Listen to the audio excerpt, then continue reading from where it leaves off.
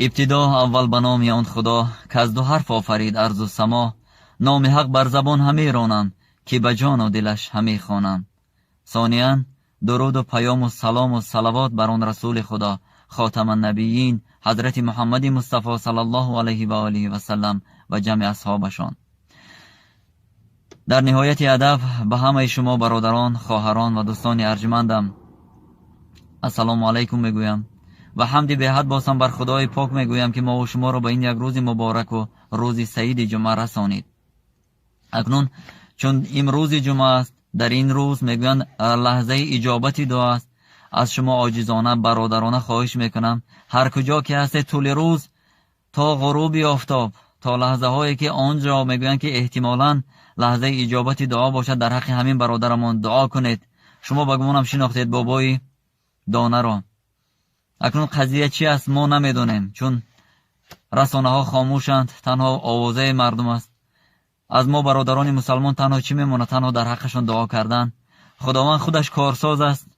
اگر دعای شما مستجاب شود ان شاء الله خدا خواهد یا الله یا نصیب برادر ما باز هم با آزادی خواهند برآمد. خداوند یار و مددگارش باشد. دعای نیک کنید در حقش.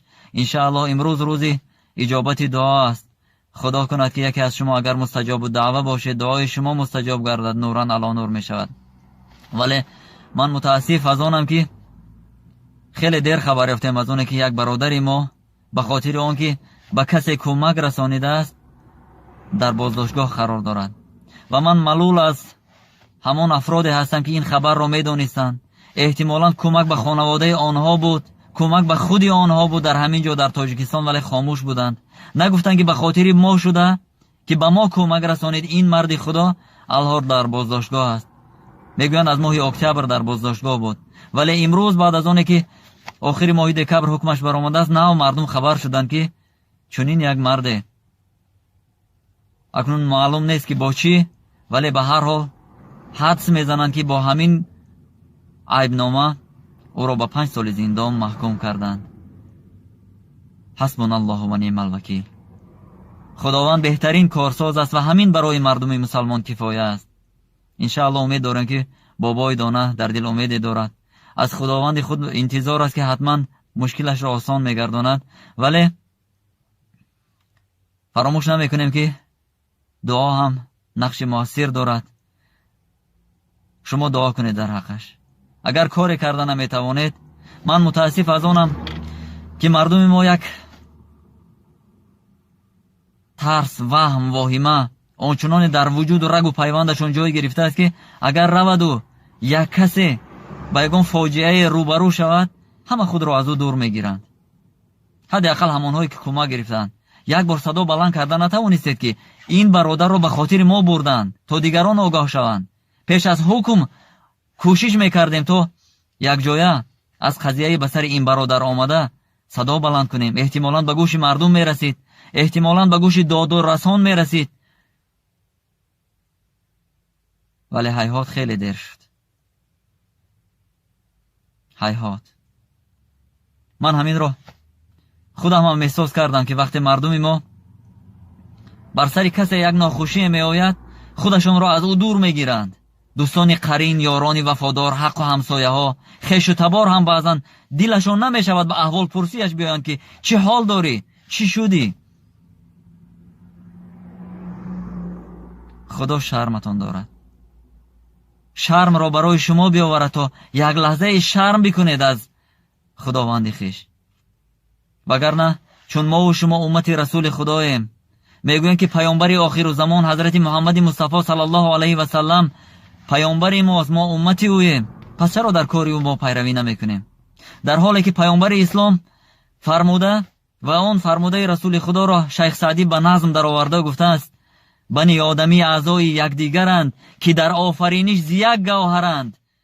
چو عضو بدرد آورد روزگار، دیگر عضوها را نماند قرار. ولی متاسفانه ما از حق برادر خود دفاع کردن اون طرف است، خبر گرفتنش میترسیم.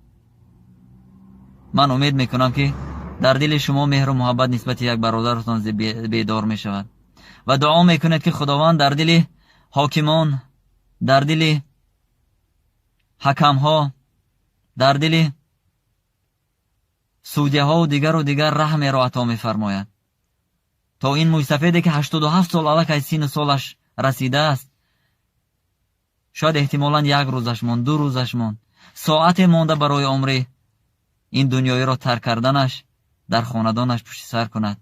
حداقل احتمالاً میشد که همین موی سفیدی که گناه کرده باشد اگر حبس خانگیش میکردند، چند مأمور پلیس را پشت درش میماندند تا به کجای نرود، اگر گریختنی میشد کجای و میتوانستم. امیدوارم که مردم کشور میتوانستند چند مأمور پلیس را که آنجا پشت در این موی سفید نگهبانیش میکردند هم بخورانند، هم بپوشانند، هم نگاهبانی نشان کنند. زیرا رسول اکرم حضرت محمد مصطفی صلی الله علیه و آله و سلم در حدیث میفرماید کسی که در دلش رحم به کودکان نیست و پیرانسالان ما را احترام نمیکند و از ما نیست. وقتی که ما و شما میبینیم که در این ریش سفید، این موی سفید چقدر یک درد است، چقدر حسرت است، امروز ما متاسف از آن میشویم که پشتیبانش تنها در خارجه است. تنها آن مردمی که در خارجه هستند از او پشتیبانی میکنند، در حقش دعا میکنند. خدایا برکتتان دهد برادرانم. در حدیث دیگر جناب رسول الله حضرت محمد مصطفی صلی الله علیه و آله و سلم برای ما و شما امت گمراه و ترسویش گفته است حرمت و احترام پیری که مویش سفید است برابر عبادت خداوند است. اگر شما این پیر را احترام میکنید، اقلا در حقش دعایی نکنید تا خداوند او را از این آفت، از این بلا، از این مشکلی برهاند. امروز روز اجابت دعا است. در حق یکدیگر دعا کنیم. من نگفتم که چی گناه دارد ندارد، حوالهشان به خدا، ولی در حق یک برادر مسلمان دعا کردن، در مصیبتش شریک بودن، این سنت پیامبر رسول خدا است. پیامبر حضرت محمد مصطفی که ما و شما امتش هستیم. با همین صحبت را به پایان میرسانم. خدا یار و یاورش باشد این برادر ما را، در حقش دعاگو باشید و خدا کند که در کوتاه‌ترین فرصت ایشان با آزادی برایند و با اهل پیوندانش یک جای سرجم باز هم در طاعت و عبادت پروردگار شوند. یک بیت زیبایی را مولانا جلال الدین بلخی گفته بودند. میگویند زین همراهان سوست عناصر دلم گرفت، شعر خدا و رستم داستانم آرزوست. امروز من متاسفم که چون این شعر مردان، چون این برادر و خواهران کم شدن در جمهوری امان و در نهایت همان 2 بیت مقطع این غزل به گمانم واقعا درد جامعه ما شده است. دی شیخ با چراغ همه گشت گردی شهر، کزده و دد ملولم و انسانم آرزوست. با امید آنم که امروز شما درک میکنید که این درد فقط درد یک موی سفید نیست. روسا یک مقال خوب هم دارند، میگویند ات تیورمی ای ات سومی نیزریکایسه. از آنه که تو هرگز دیوانه نمیشوی، از آنه که تو هرگز پسی پنجره نمیشینی، هرگز فارغ بال مباش که خداوند میتواند آن روز را به سر تو هم گردان کند.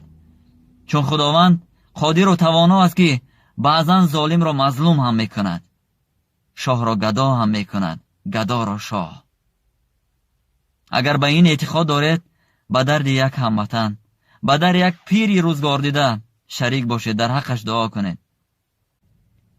در نهایت صحبت به شما برار کامیابی و روزگاری آسوده را تمنا دارم.